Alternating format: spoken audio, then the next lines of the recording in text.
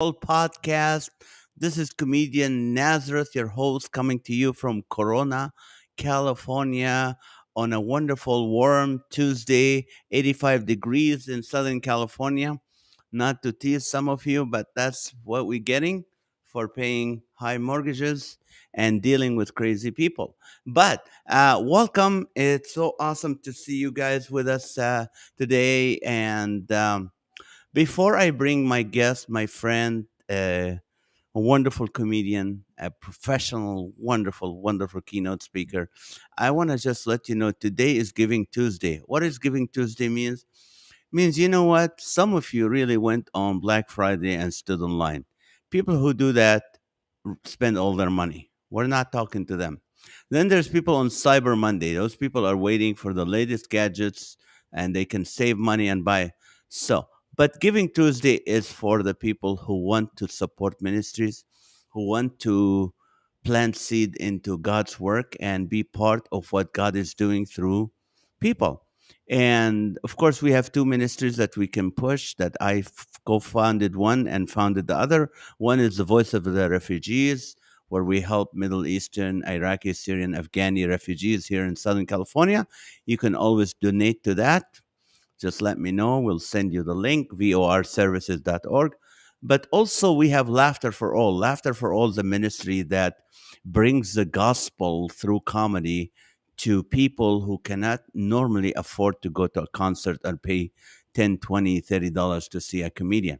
So what we do is we rent a stadium or an arena, or in these times we rent a pavilion and bring people for free and then entertain them for an hour and a half with laughter, music, and then share the good news of Jesus Christ with them, and then allow them to be, to respond to the gospel and have local pastors up front or on the field to talk to them and really lift them up and, disciple them. That's what we've done during the pandemic. All we did, not all we did, we found that from the first day of the quarantine, we started the Live with Nash show, where we bring laughter every single weeknight to people to encourage people, lift them up, and just been a blessing. We're able to share the gospel, encourage people.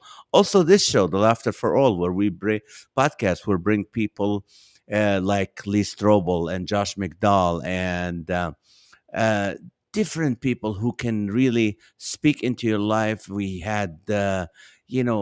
America, and we have Mrs. America, and we had people talk about health, makeup artists to the stars. We had financial CPAs. We had different people that come and kind of lift you up, but they all have something in common. They all just share the good news of Jesus with you at the end of the event. Today is no exception. I have a very good friend that I want to bring. But before I do that, if God puts it in your heart to support Laughter for All, be to partner with us to bring the gospel to people now and as the pandemic is leaving, as we're done with all the Greek alphabets of the variants and we're getting to back to normal, we are doing some. So go to laughterforall.org /donate and be able to, support the nonprofit ministry over there if that's what you want to do. So thank you so much. We really need to spread the gospel now more than ever. So that will be a great thing to do. But the important stuff here is my good friend Rik Roberts. Rik Roberts is, you know what, at the CCA, which is a Christian Comedy Association, we know Rik Roberts as the professional. He's always professional in everything. Even when he talks to you, it's like already scripted. It's not something that he just boom. He just very professional, very scripted, very calm. You can't shake this man. And I really, one of the guilty things I feel, a few years ago when I was the president of the CCA, I had to share. We both shared on teaching because he's a great comedy teacher. I teach comedy, but this guy really teaches comedy.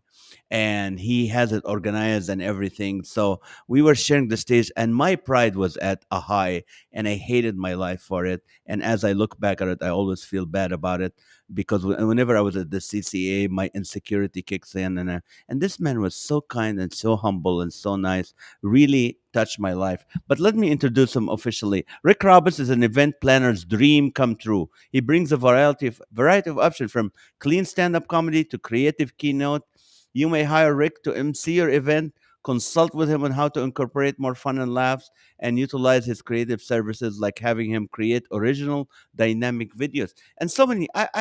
You know what? This guy been all over. He's the MC at the Huckabee Show. He been on the Huckabee Show. He's done the dry bar. Let me please welcome my good friend from Nashville, Tennessee, Rik Roberts. How are you, man? I'm doing good, sir. How's it going? I'm doing great. Thank you so much for taking the time. It's 8:30 p.m. in Are you in Nashville itself? Yeah, I'm home today. You're home today, and how's the weather out? It was beautiful today. I think we hit almost 65 or something like that. It was a nice break. We had a little cold snap, and then it warms up for the next 7 or 8 days, it looks like. Wonderful. Now, uh, if you're told you can only do keynote speaking or you can do comedy, what would you choose? Good question right out of the gate. Um, it's a great question. I'm kind of 50-50 right now. I like doing the comedy for sure, but at 53, I want to have more impact with everything I do. So I think the ideal thing would be doing comedy where it's raising money or raising awareness for something.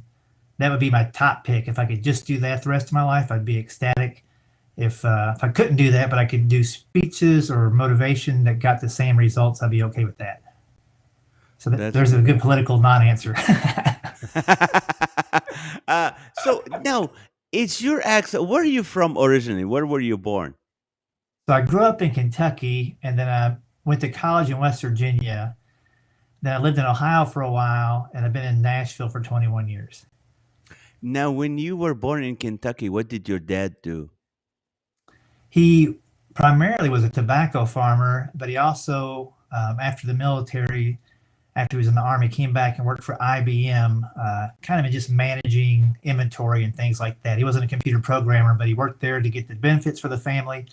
And then he still had tobacco on the side, which is I mean, he was working 80 hours a week pretty much 3 quarters of the year. Wow. So you guys had the backyard, you had tobacco in the backyard. Yeah, we actually leased a farm for the tobacco. He moved us into a neighborhood so we could be close to good schools and all that stuff. But the next county over, he leased tobacco. He had it on his father's farm for a while until his father passed. Then he leased another 10 or 15 acres of land to raise tobacco on. So would we know any brand of that tobacco or no? Yeah, I mean, so the way it works when you grow tobacco, there's a lot of steps to getting it ready, but when you take it to the auction house, to the warehouse, they auction it off, and whoever there, Philip Morris or Winston Salem, whatever company is there, is bidding on your tobacco if they like the quality of it. So some of his tobacco went to Marlboro's, some went to Salem cigarettes. It just depends on who was bidding on it that day. But what is I mean, did you help your dad with the tobacco, growing that? Yeah, I helped him smoke a lot of it when I was younger. Were you like 10 years uh, old, like, oh dad, this is good stuff? well, yeah, actually, I think it was either when I was 8 or 9. Uh, my dad had come back from working, and we were watering the plants around the house and stuff like that. And he was smoking and put his cigarette down. I picked it up and took a puff off of it, and I was like, "That's pretty good." And he looked over at me like, "What are Was you doing?" I said, "Well, you smoke it. I can smoke it." And from that day on, I was sneaking cigarettes. But the next day, he quit. Like when he saw that I was watching what he was doing, he quit. But I still smoked for pretty much till I hit 25 years old, I think.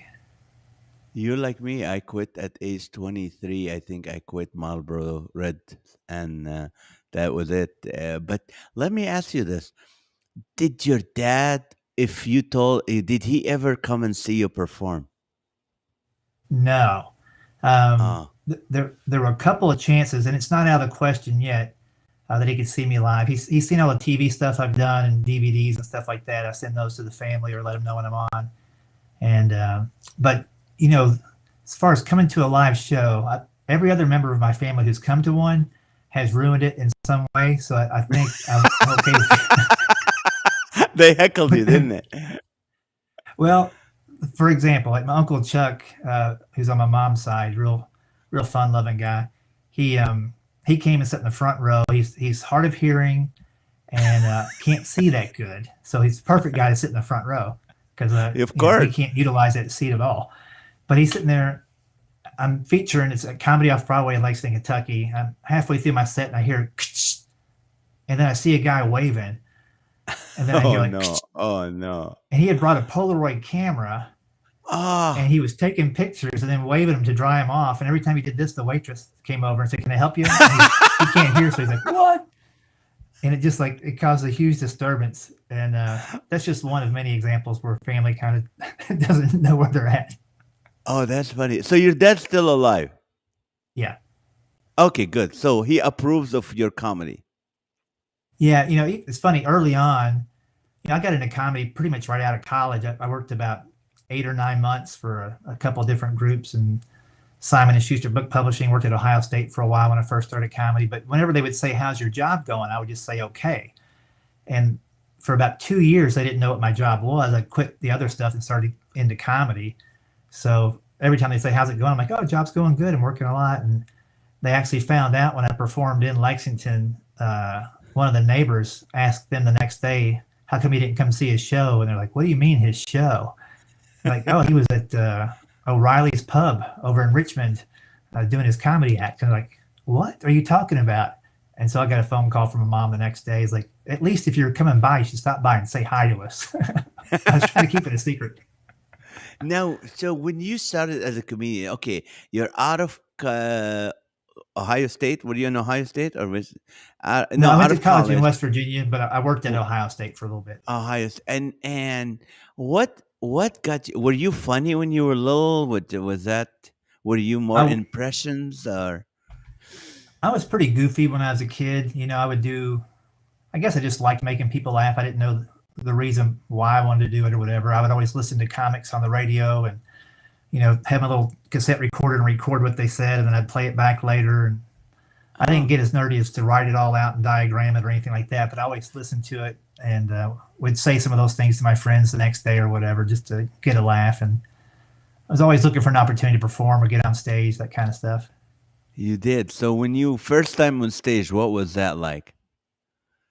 For first stand-up time, Yeah. yeah, so it's a really long story, but the short version is I went on stage.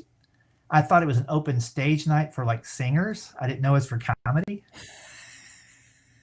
And so I took my guitar and I went to the lady who had like a sign-up sheet. I said, "You know, how does this work?" She goes, "Oh, you're new, so you'll go up first. You'll have about 7 minutes." I said, "Okay." 7 minutes. That's a lot.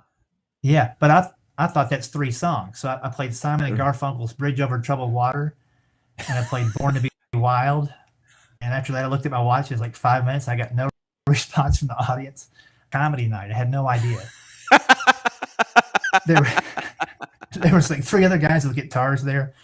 I just thought we were all going to play a few songs, you know. And so I get done with my 2 songs, and I look at my watch. I got like 2 minutes left. I just asked the audience, "What do you guys want to hear?" And I won't use all the language that they did, but at the end of the sentence was something funny. And I'd written a couple funny songs in college, so I played one of those, and they kind of laughed. And then on the way off the stage, the MC said, "Did you know tonight's a comedy night?" And I was like, "What have I just done?" Like I just almost passed out from embarrassment. I grabbed my guitar and I headed out the door, and I forgot my case. I was just going to get out of Dodge, you know. And a couple of people came out, a couple of comics, and said, "Man, that was genius. That was like Andy Kaufman. You were trying not to get a laugh." And I was like, "Oh." And so they kind of talked me off the ledge and said, "Listen, man, you know, just for going on stage, you get a sandwich or a beer, and you should come back in and have one of those and just watch the rest of the shows." You know, the way it works, it was a contest. Even I didn't even know it was a contest. It was going on for like 3 months, and so each week you accumulated points. At the end of the show, you would go up and people would clap or write your number down and pass it up in a hat. And so the newest, or the people with no votes, went up first, like I did. But as the show went on, people who'd been doing it for 10 or 12 weeks and had more votes and they were better comics went on last. And the show got funnier for the next 2.5 hours. And by the time I got done with it, when people come up after the show and they say, man, my jaws hurt from laughing so much, or my ribs hurt, that's how I was that night. Like, I had never seen so many funny people in one place. And it just, a little light bulb clicked, like, oh, this is how people learn how to be comedians. They go to places like this. I just assumed you had to be born into a showbiz family or something like that. I had no idea where you practiced. Oh, I see. And you did it. And then when did you transition into keynote speaking? Yeah, so 91 was when I started comedy. In 2008, if you remember, like, the economy really hit a hard stretch there in 2008. Companies were canceling. They're like, man, we can't have a comedian. In fact, there was a big Bank of America party that made national headlines where they had a ridiculous amount of extravagant stuff. I think it was out in California too. Yes, and EIG too, and all that. Yeah. It was really decadent, and they didn't need to do a lot of this stuff, and they were spending money, and nobody else in the country had money at the time. So I had a group that I was scheduled to perform for. The guy called me up. His name was Kirby. He's like, Rick, we'd love to have you come to our event in a couple months, but we can't put comedian on that check. I'll get run out of town. Can you be a speaker? And I said, what do you mean? He goes, can you not be funny for an hour? I said, oh yeah, just ask my family. I can do it for 18 years. And so I said, what do you want me to speak about? He goes, well, this is a rural water association. He goes, well, we've got a lot of different members, but they all need to learn how to manage their time better and set goals and manage their time better. So if you could just give us something about that, and if you want to be funny while you do it, that's great. But that's what we're looking for. And I said, man, I'm a comedian. I do not know how to manage my time. Haven't set any goals, all this stuff. He goes, well, listen, you got 2 months. If you put together a speech, then you reached your goal and you manage your time well, and you can give that to us, and that's what we're looking for. And I said, okay. I said, I feel weird about doing it. So if it doesn't go well, just pay for my travel down there and back. But if it goes the way we expect, we'll just keep it at the same rate. He goes, yeah, that sounds good. So that very first speaking engagement I did, I had 3 bookings. Like, as soon as I got to the back of the room, 3 people came up and said, can you do that speech for us at our event? I'm like, what? Man, I've never had 3 people come up after a comedy show ready to book me for something. Right. And so I'm like, well, this is something I can do. It's the same skill set in a way. You have a huge advantage if you're already a comedian and you transition into speaking, and you can find your topic that people will hire you for, because you can keep them awake and keep them entertained. But when they're laughing, they'll remember your message. That's true. Now, how, I've done corporations, and I've done, Bank of America and Coca-Cola and all that, Mhm. but I don't like doing it. I'm more comfortable in, I think my gift. How do you prepare? Like, let's say they want you, let's talk about, for example, let's say we want to talk about goal setting and all that. How do you prepare? I mean, how do you make it unique to you when Yeah. you're doing the reason I'm asking you, and a lot of stuff I'm going to be asking you from this point on, is there's comics that listen to this, a lot of comics that listen to this. So it's a learning experience for them if they're asked to do a keynote. What should they do? How should they prepare a serious keynote? Yeah. I think the key is really making it something that you're fired up to talk about, and putting your personality into it as the backbone. So my first speech, I call it the Mayberry Method. I'm a big Andy Griffith Show fan. I'm not as gifted at remembering all the details like some of my friends are about every single episode and all that kind of stuff, but I know the messages that came across in that program. And so the backbone of my speech always had a Mayberry episode takeaway. And so it took me a while to figure it out. In fact, it's kind of like a Rubik's Cube putting that first speech together. I'm like, how do I do this? And I kept hitting the wall thinking, I got to speak for an hour. And then I thought, wait a second. I got to speak for 20 minutes. They wanted 3 topics, which is kind of crazy to do in an hour. Now I just do 1 topic an hour typically, but I really have to put together 3 20-minute speeches. So I'm talking about time management. I'm talking about goal setting. I'm talking about. So I said, let's just start with 1. So I wrote I think the first thing was about setting goals. So I looked around my own act first, or do I have any jokes that can be loosely tied into setting goals or making deadlines? And so I Mm, did have a story about trying to figure out. I wanted to make sure I proposed to my wife by the end of a certain year, and I had these goals that I set to get the ring and get my little patter down to propose to her with and make the plans for it to happen. So that was my personal part of that story. It's changed a lot. I can't remember the original Andy Griffith Show episode where I cited that, but it was similar to that. And then I would find about their industry, and this was the Rural Water Association. And so I just found out what timelines they had for different projects. So, and I talked to my event planner. If you guys are planning on putting in a water pipeline, how far ahead of that do you start planning? And he gave me some insight to that. And so I had 3 stories, 3 takeaways, and I always had a failure, like where I failed doing something and learned from it. That way I'm mm, not saying you failed at it. That's why I'm here teaching you. I say I failed at it, but this is what I learned. Maybe y'all can apply that to your situation. mm, mm. And I kind of also put in an extra layer of everything I talk about in my speeches also applies to your home and your family. That way, if people are kind of on the periphery, they're not maybe leaders or managers, they're just people that work there and they don't have all the same challenges that a manager or a CEO might have. They can still take the takeaway and use it at home. So I did So that you for a went, 20-minute section, and then I repeated uh, it. so you went from look within of what you have, your experience, your Mm-hmm. material that you already have, and then you looked at, their challenge or their problem, what they have to, the technicality of it, and then you up something that they can take home, everyone can take home and apply with that. That that's just wonderful, wonderful. Now, do you sometimes feel while you're doing the like, wait, I'm a comedian, or I hope people don't just misunderstood me for a speaker. I want them to know me as a comedian. Is this a challenge for you or not? You know, maybe for a little while I had that struggle of should I build a whole different website that says Speaker Rik Roberts and have a different one that says Comedian Rik Roberts. But after kind of analyzing it over the years, the core of everything I do is communicating with humor, whether it's a comedy show or a speech. So I just make sure that when I talk to anybody who wants to hire me, that they're clear on what they want and I'm clear on what I can deliver. And if I can't deliver what they're looking for, you're like me, we know 100 different people in the industry that might be able to do it. So I'm always happy to refer somebody else to them if I'm not what they're looking for. I'm not going to necessarily start over from scratch and create a whole 1 hour program for somebody at this point.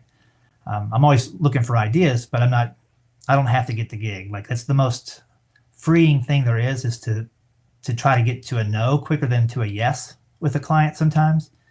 And Right. sometimes just communicating it that way, they're like, oh, this guy, he wants to help us. And sometimes they hire you just because they can see that you really want to help, whether it's me or referring somebody else. One of the things about you, I learned that from one of your sessions at the CCA. You never give the client the price right away. You take the information and then you have them fill a questionnaire, and then you respond to them with their rate. I speak more to that because a lot of comics, a lot of speakers, a lot of people who listen, sometimes they want to give their rate and price. And that's some of the hardest thing for some people is to be able to put a value on what they're doing or their price. How do you do it? How do you do it? Yeah, it's not easy, especially as a Christian. Like you want to always, I don't know, I'm a people pleaser by nature, so I want to make sure that Same I here. don't make them mad with my price or whatever. But the reality is, until you understand what they're looking for and what their expectations are and the value they place on a speaker, um, 9 times out of 10, before I started speaking, I would probably quote lower than I should have for a lot of gigs, a lot of events. When I joined the National Speakers Association, I learned how they kind of approach things and how they really wanted to learn more about the client before they even said yes. And so that's the big first part is when I get an email, I make sure I get a phone call before I discuss price or anything. I just want to find out if I'm the right fit. And I make it really clear that if I'm not, I'll try to find somebody who is or point you in the right direction. But you can ask them certain questions to kind of get an idea of what their value of a speaker is by asking who they've had in the past. I always ask, can you tell me a speaker you've had in the past that went over really well, and maybe one that really didn't? You don't have to give me their name necessarily, but why didn't it go well? And that way they start looking at their own events as like, oh, we hired this one guy because he was cheap or because he was famous. And a lot of times they'll hire a name because they're on TV and they get there and they don't have anything besides the name recognition. There's all kinds of different variables. But Right. the whole time you're having the discussion, you're building a relationship with them. And you can also kind of tell if you want to do business with them while they're trying to figure out if they want to do business with you. So I hate sales. I hate marketing. It's a necessary part of what we do, but I love relationships. So I try to focus on that and learn about them and then see if I'm a right fit. And then I'll quote them a price. And I usually quote them a couple of different options. Here's the price if it's just a speech. Here's a price if we do a speech in the morning and I do comedy that night after dinner if they're having a conference. If you want to do a breakout section, here's this rate. If you want me to come in a day beforehand and sit in on the conversations you have in your other keynote speakers so I can apply that into my speech, I can do that. But I give them a few options. You So are I so guess, professional. and you This should know your amazing. value too. Like, your value if you have to leave home, leave your family for 2 days. You know what your travel I expenses are, all those kinds of things. You don't want to cut yourself short. Right. I mean, I do that personally, and sometimes I have to go to my agent Linda and have her deal with that part. But Mhm. sometimes when you're like, it's going to be a big gig because the email said that big money, and I was like, okay, I'll do it. Have you ever done that? With like, yeah. I mean, they already wrote the budget, so you go, yeah, I'll do it. I Yeah, can work around it and make it happen. yeah, I think I have in the past. Now I'd probably look at it, and really make sure I'm the right fit. Because the worst thing that can happen is you go there and it doesn't go well, and either you know, they don't hire you again. I try to make. Here's the thing I started doing like 5 or 6 years ago. I want to have lifetime clients. I want to have people I can go back to every 2 or 3 years or every year and do something different for. Because I'd rather have a relationship with that company over time and understand what they do so that I can give them actual value and not just come in and do a canned speech or a canned comedy show. I want to be part of that. So I try to focus on groups that are big enough that have multiple needs or multiple conferences or get-togethers. If they, maybe a company has a leadership conference, just their CEOs and their C-suite people. They might have just newbie training sessions. They might have a marketing team or a sales. I want to be able to work with those people. So that's Right. the other part. If they got a big budget, that's one thing. But if they've got a budget that repeats every year, that's a better thing. Yeah. Now, Mayberry, you do Barney Five better than anybody I've ever seen. And when did you find that out? I mean, you kind of try to look like him when you put the outfit on. Yeah, it's I don't know if I've got a graphic I can put up, but yeah, when I was growing up, now I'm from a generation that I grew up in the '70s is when I was in the house, and '80s when I was in high school and college. So my parents pretty conservative. We watched a very limited amount of TV. Andy Griffith, everything we watched was in black and white except for the $6 Million Man. That's the way it Yep. was. Steve Uh, Austin, yes. yeah, the He was Waltons, in Little House Kuwait. on the Prairie. We watched him in Kuwait. He was called the 6 million dinari man, but the rate changed for the price. But so Barney Five, can you do a Barney Five real quick or no? Just for people who Well, don't I can know. do a little bit for you right here. That's funny. You MC the Huckabee Show, which is tell us a little bit about that. I you weren't there when I did it, but you normally come in and then you did the show yourself. Yeah, Yeah. the Huckabee. So Huckabee's a show on TBN for people that haven't seen it yet. It's a weekly show. It's topical, very topical, but they also like to have a lot of fun on the show. So in a typical Huckabee show, you'll have a congressman or a senator, either live or via satellite. You'll have a gospel artist or a country band that lives in Nashville or passing through to a set. You'll have a comedian or a acrobat or somebody that's been on America's Got Talent probably do a set. You'll have an author. It's almost like if I think it's more like a Regis and Kathy Lee kind of experience with an audience. Uh-huh. With a little bit of David Letterman set up. They've got a live band, which is phenomenal.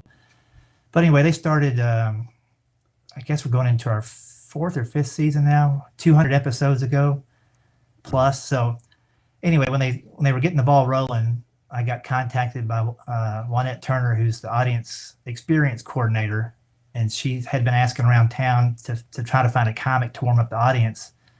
And the way she explained it to me is after she talked to a few people and explained what it was, they're like, "Oh, I don't know. I think you want Rik Roberts. he's a Christian. He's going to keep it clean, and he's been around for a while. So she called me and we talked about it and figured out how to make it work. And it's fun. I get to go out 7 minutes. It's really fast, but I get to warm the audience up, kind of get their focus. So when the governor comes out, he gets a good response, and people are locked in. The the benefit that I didn't expect from the show, there's multiple benefits. One, I get to see a lot of great bands and comics I grew up watching. I got to do a skit with Ray Stevens recently, who's one of my idols from growing up in comedy. And I get to see friends like you when you come through, and a lot of the CCA comics have been on. But also, there's a lot of people in the audience who come, probably 10 to 15% of them come to almost every taping, or they've come to a majority of the tapings. So you have to do new stuff. So I have to do new stuff, at least a few new jokes every time to keep them engaged. And they always comment afterwards, man, I love the new stuff. Or they'll give me some ideas. You ought to talk about this or more about that. That was excellent. And they also see like the evolution of a joke over time. You know, it's very wordy when it's out, and then it gets condensed, and I take it on the road for a few weeks and come back and it's tighter. And then, you know, once a year, I usually harvest those jokes and do a set on the show. So it's kind of there's a lot of fun things about it for sure. Okay. I know at one point before, in the next half an hour, we want to talk to people who've never done comedy or maybe would never get on stage, how you can be funnier, because you teach that, and how you can have some nuggets that will help you be funnier. But before I do that, when your wife, met you, were you a comedian already? Yeah. Did she Yeah, know she that's saw the me when kind I of was- life? Yeah, she came and saw me. She didn't see me. I was with an improv comedy group, and she came and saw us.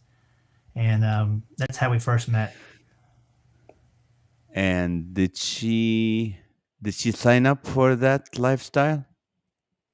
You know, we were both young at the time, so we didn't know anything else. But before we got married, we kind of just we dated long distance over the phone and through email for a long time. Back when the email address was 76327.418@CompuServe.com.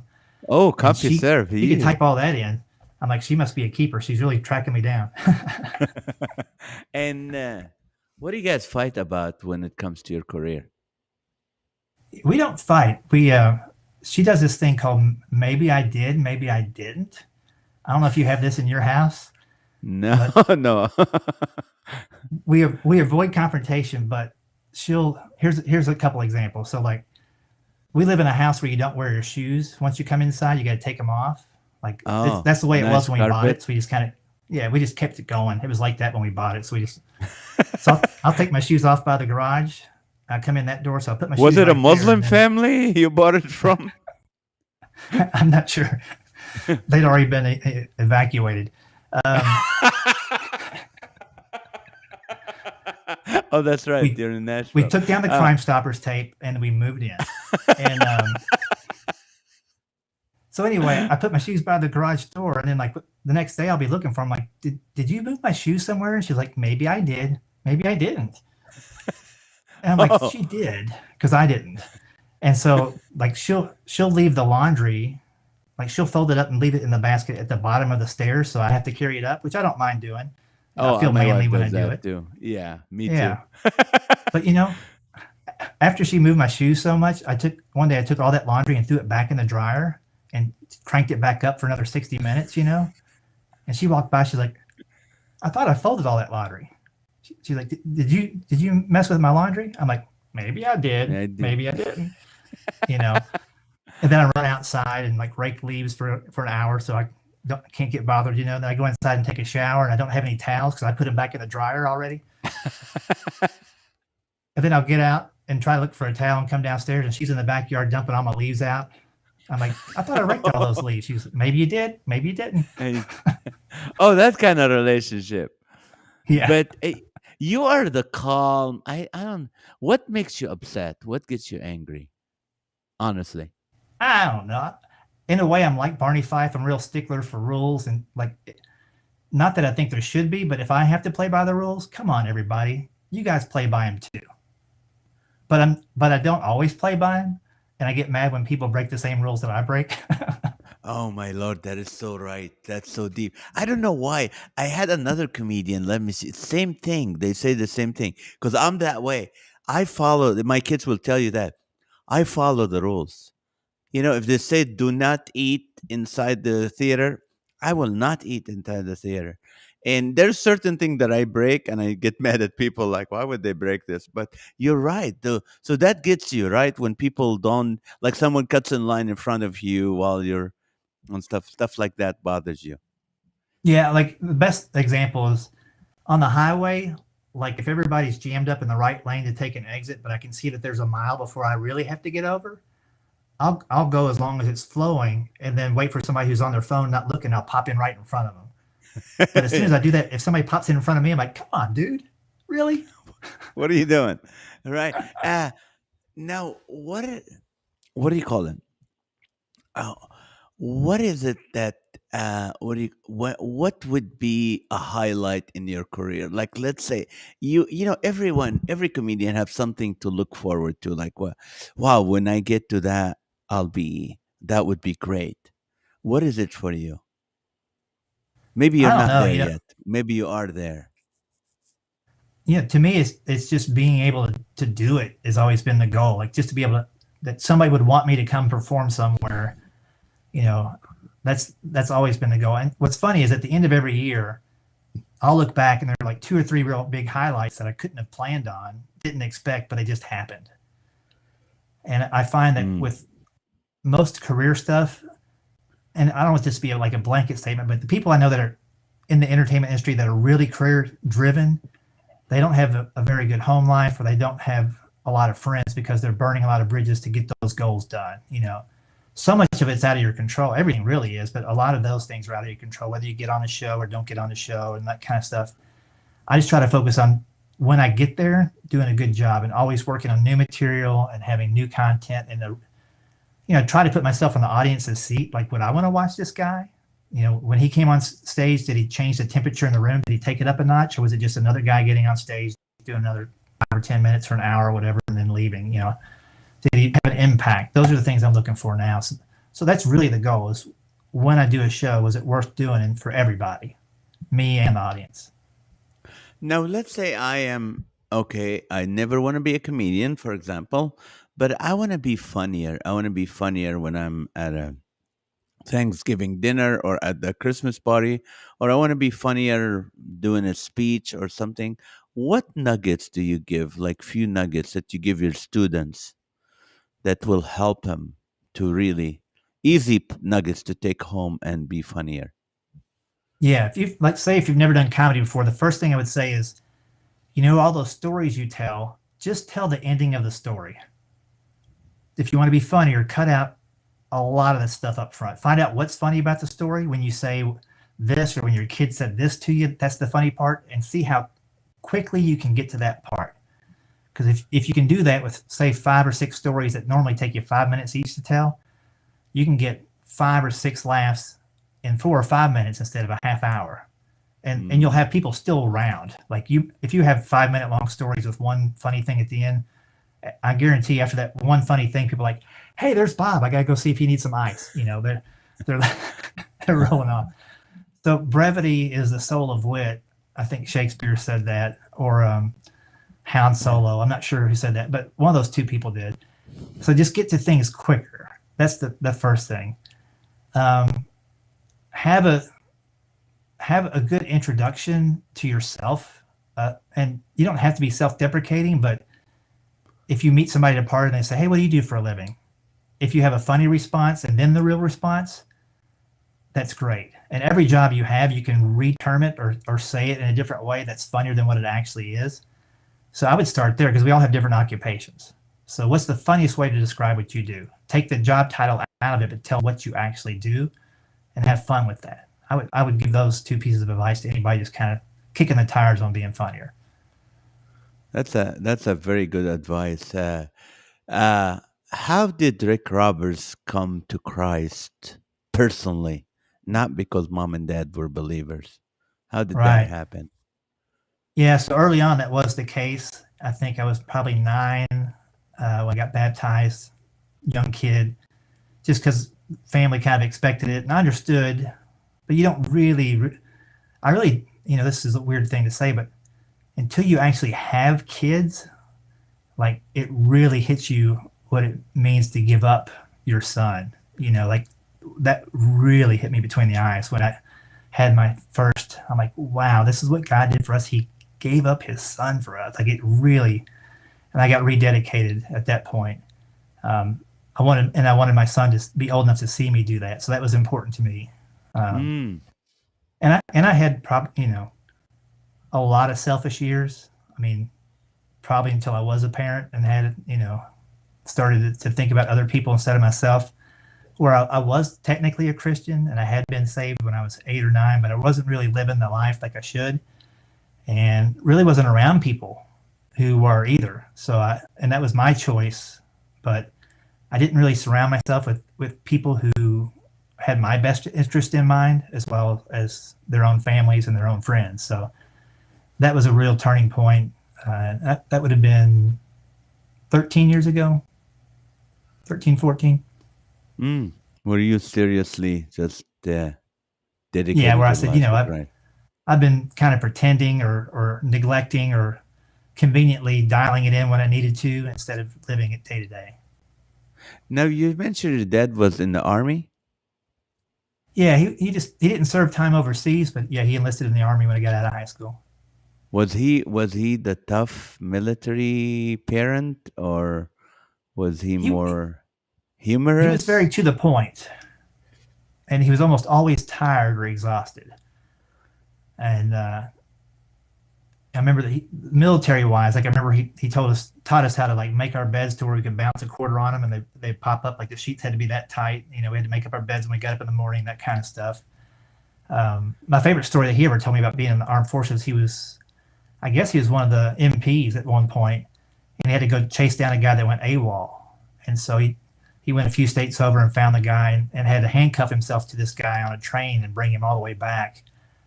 And Wow. he told me that when I was like 10 or 11 years old. And the whole time I'm like, what'd you guys do when you had to use the bathroom? Did you just like handcuff him on the other side of the door? He's like, go to bed. Too many questions. Now, what do you call it? What is an MP? Military police? Military police. Yeah, he was Yeah. a military police. Okay. And do you make your kids make their bed and make it tight, or no? No. No, no, I think there is something to that. Some people say if you start with good habits early in the morning, the rest of your day is more organized. But I don't make my bed up anymore because of that, unless people are coming over. So I don't, I'm not a big stickler on little things. We all have a different idea of what really matters. And that right now doesn't really matter to me at all. Does your wife ever go, Rick, come on, get more excited, get more passionate, or no? Because you're No, always steady. You're very controlled, steady. Nothing I am shakes you. now. I think when I was younger, I was probably more hyper and off the wall. And, I think life takes off the edges after a while. You're like a big rock in the stream. And after 50 years of the water rushing right past you, you kind of mellow around the edges a little bit. Um, So what is the worst gig you've ever done where things went wrong? I can think of two that were horrible for different reasons, but in a way, in similar reasons. So I'll make these kind of quick for you. So one was with an improv group I worked with early in my career in the early 90s. And we were pretty popular in the Midwest. We got to a point where for New Year's Eve, we were doing Kellogg Arena in Battle Creek. And Uh-huh. I think there's 14,000 seats in the arena or something like that. Wow, I for an think we sold improv group. 4,000 tickets. Yeah, I think we sold maybe 4,000 or 5,000 tickets to the New Year's Eve show. And we'd been at a comedy club there, and we'd been there so much they were adding like Tuesday night second show, Wednesday night second show, and so the guy that ran the club, Gary Fields, was like, let's just have you do New Year's Eve for us, and we get everybody in that wants to see you. But we was in Kellogg Arena, so the stage was up on the second level. We had like one or two microphones that we had to share, and they were going through that big speaker that hung in the middle of the basketball arena.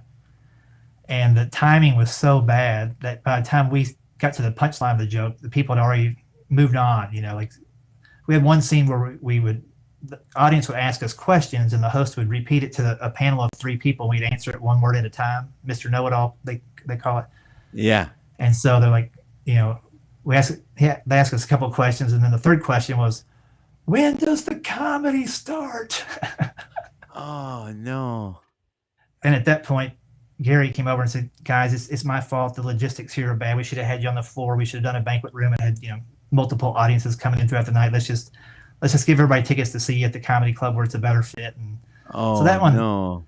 that Oh one was no. rough because it was New Year's Eve, and we were done for the night, and the night still had 2 more hours to go.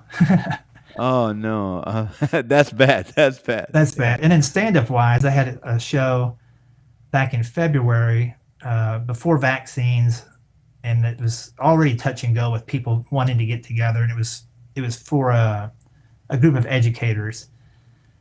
Anyway, a sponsor had paid for me, so that's the best part of the story.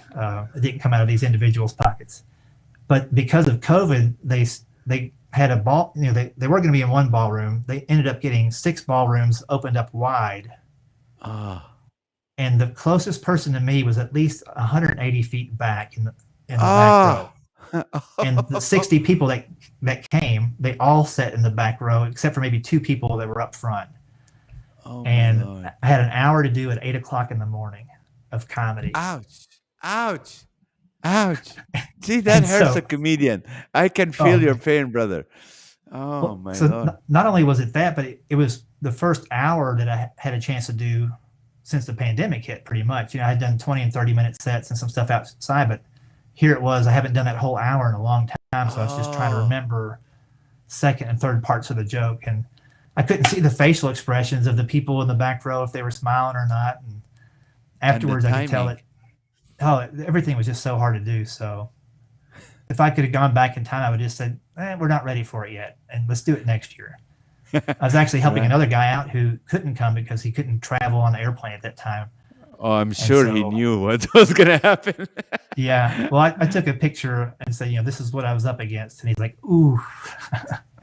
Now, travel story, crazy travel story for you as a comedian. Hmm. Early on, one of the weirdest things was I was up in Sault Ste. Marie, Michigan, or somewhere close to that, very at the tip of the glove, way up there, And it was the middle of January or February, really free. I mean, it's like it had to be 28 below outside or whatever.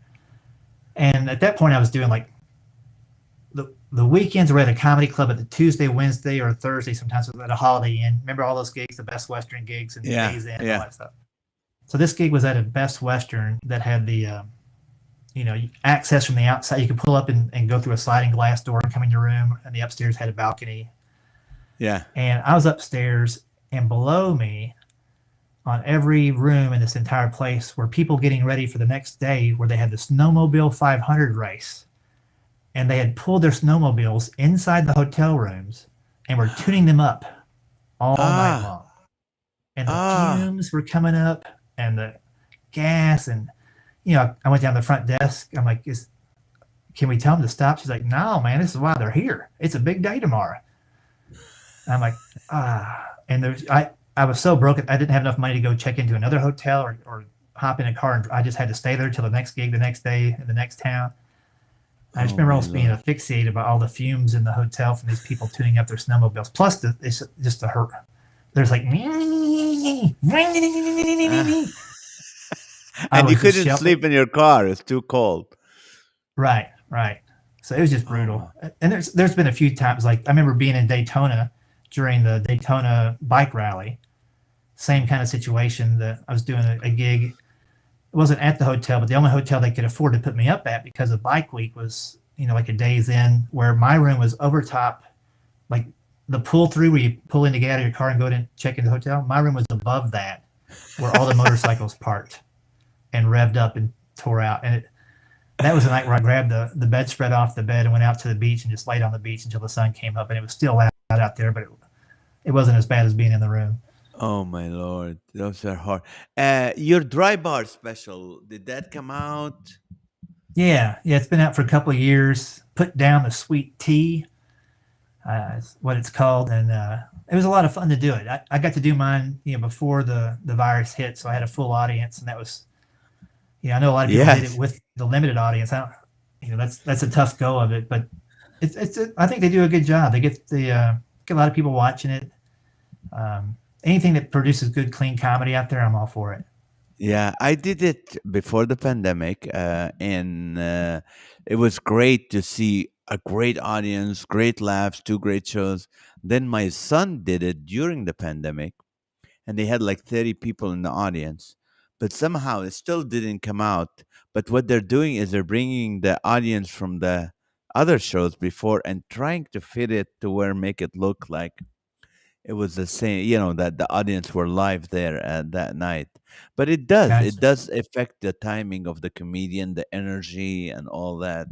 So that was good. So, what do you call? What are you working on right now? What are you working on? Right now, I really don't have any projects going on right now. Right now, it's just crazy busy with gigs. A lot of stuff that got rescheduled from last year, shoehorned in between new events and new things going on. So I'm just trying to finish this year strong. I'm hoping to put together another CD by August, September of next year. So kind of looking at the material I've developed over the past year and a half, 2 years, and seeing what I need to fill in the gaps. Like, I kind of like to talk about my family in my show, but I can't talk about my family the entire show because, some people that don't have families are like, I can't relate to this guy or whatever. So I'm trying to find a few more topics to discuss on stage the next few months here and get that tight. If there's a book about Rick Roberts, what would it be called? Oh, man. Be called He Wished He Still Smoked Cigarettes.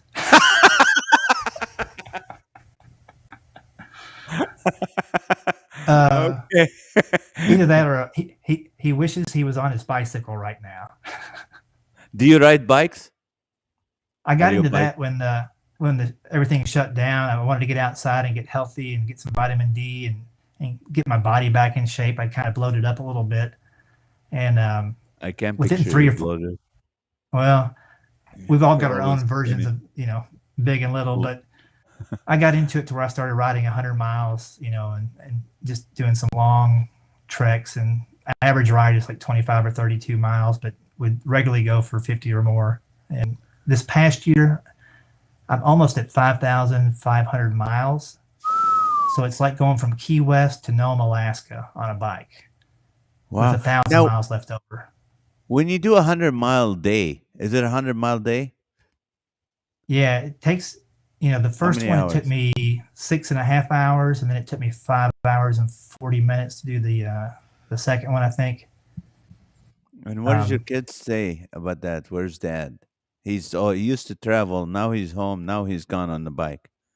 yeah, I would pick days when they were in school or the weekends when they had their activities and didn't need me around and that kind of stuff to do most of it. But um, it's one of those things where remember when you were a kid and you ride a bike and just how much fun it was?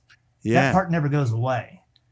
And so when I started riding my bike, I started getting out. I started learning about how to get around Nashville. Like, I can ride my bike from where I live in Mount Juliet to the other side of Nashville and back, in an hour and a half, 2 hours tops. Wow. And I know different ways to do it and green ways to take. And I learned about neighborhoods, and it's just fun. It's a good way to explore. Have you ever been to Biscuit Love Oh for yeah. breakfast? Oh yeah. There's a good. I Oh yeah. love Down Nashville. Gulch. Yes. I come to Nashville a lot, and there is Love Cafe, the Love Cafe by the Loveless bridge. Cafe. Loveless. Oh, it was Love Cafe when I was there. It's It's Loveless Love now. Less now. They took that. You took it Now, away, man. how have you ever done a lot of travel as a comedian or speaker to where you felt guilty and didn't know how to kind of discipline your kids when you came home because you felt guilty? Oh, like I wouldn't discipline them because I hadn't seen them enough. Yeah. Um, no, I remember when my son was like, I want to say he was like 3 or 4 years old. I went away for a 2 week cruise. I was doing a cruise ship, and I knew it was going to be kind of hard before I left. I did sleep great for 2 weeks, by the way, though, when I was on the ship. Um, but then when I got home, I remember him being so little. I went to hug him, and he was so excited to see me. His feet were just kicking out. Like I was holding him, but he just Oh, wanted to run around and jump up and down. He was so excited, and it kind of crushed me. And he's like, "Don't ever go away that long again, Papa." So oh, I'm like, "Oh man," because when you don't really know how your kids process things.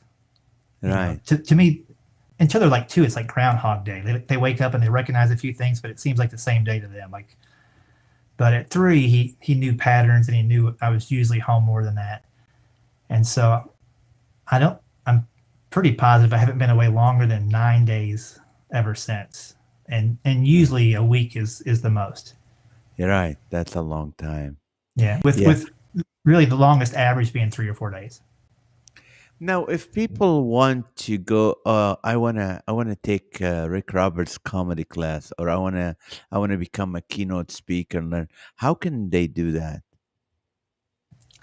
If they want to learn about comedy, I would say the first thing is check out my podcast, School of Laughs podcast. Nazareth has been on that. It'd be a great first episode for all your listeners to check out. We talk about how you got started and all those good stories. But there's also on the website, schooloflaughs.com, you can search any comedy topic on there. You in the search bar with a little magnifying glass, put in how to write jokes or how to get over stage fright or anything that you're wondering about. We've probably covered it. And it'll pull up blog posts or multiple podcasts where we talk about that and just, answer some of your own questions doing that. And if you're intrigued and you're like, maybe I would like to take a class, you can learn about all those classes on that website as well. So you mean that all these things are free, and then if they want to continue, they have to pay after that? Yeah, and there's 253 episodes, so you can listen to a new episode every week for 4.5 years. What is that right? Four, Yeah, yeah, four, 5 years, yeah. and If you're then not decide. funny by then, you need to quit. Yeah, yeah. And it's and we talk about how to write jokes. We also just talk about the comedian's journey, like we did tonight, and different things that revolve around speaking and comedy. What is something, I always believe, Rick, that there's every person knows something more than other people. It could be one piece of advice, one piece of wisdom, what's some life lesson that you experience that you can share with the people in the next few minutes, and maybe pray for them as we close this podcast. Oh, that's a great question. I would say that nothing matters as much as you think it does in general. Ooh, ooh.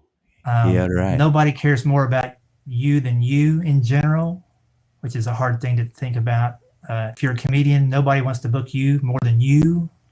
So what can you do for others? If you can figure that out, what can you offer them that they need? Whether it's your friends or, I mean, we're not talking about bookings, but if you know friends that need something and you've got it, these are good things to share with your friends. Just to ask one question, like what's going on right now, and just listen. I think that's a huge thing that everybody can do is talk less, listen more. And Mm, obviously, if we're not sharing what God has done in our life, then we're missing a huge opportunity. That's really the reason we're here. Everything else is just stuff we're doing while we're here. So to take pressure off yourself and trying to do things that you think other people think you should be doing is a gift to yourself. wow, That's that's I don't good. know. That's the way I That's kind of good. approach That, things. that that's very good. That's great advice. Would you close us in prayer, and then after that, I will you give us a website where people can reach out to you to book you for keynote or for comedy and all that. Sure. Hmm. Lord, thank you for this time together with Nazareth, with all the people that are viewing in live or will watch this down the road or listen to it, maybe even years from now, that might hear what we talked about today. Just have them know that you are the reason that we're okay, that when things aren't okay, you're the reason that things can get better.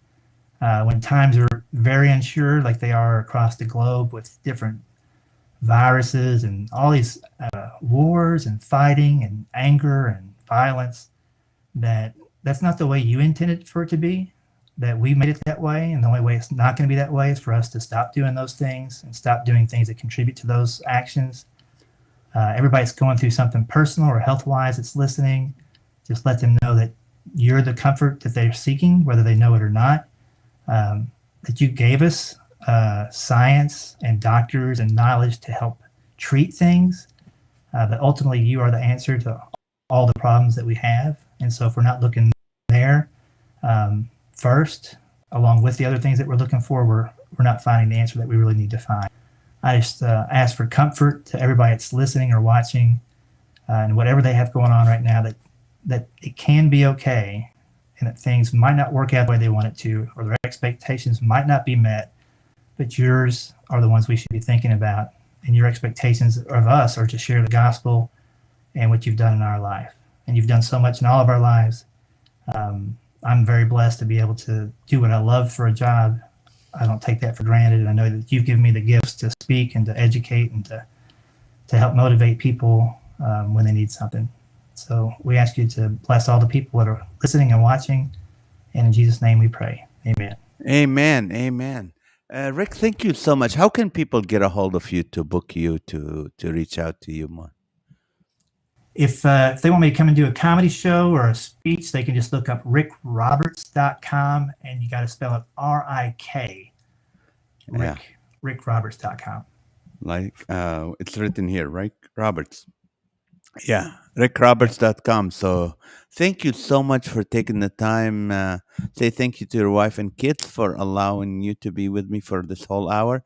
I'm sure you helped a lot of people, and love you, man. I can't wait to get together and work together again.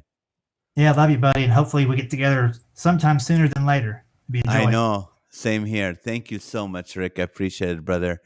Alrighty. And if you guys are watching, remember it's still uh, Giving Tuesday. If you live in the West Coast, you still have about um, what do you call it? Let's see, 9, 10, 4.5 hours to give, 4.5 hours to support Laughter for All ministry, to support reaching people for Jesus here in California and all over the world through the podcast, through the Live with Nash show, and through the stand-up shows that we do, the outreach comedy shows. So that you can still do that by going to laughterforall.org and click on the donate button. If you're in the East Coast, you don't have much time, so you better jump on it.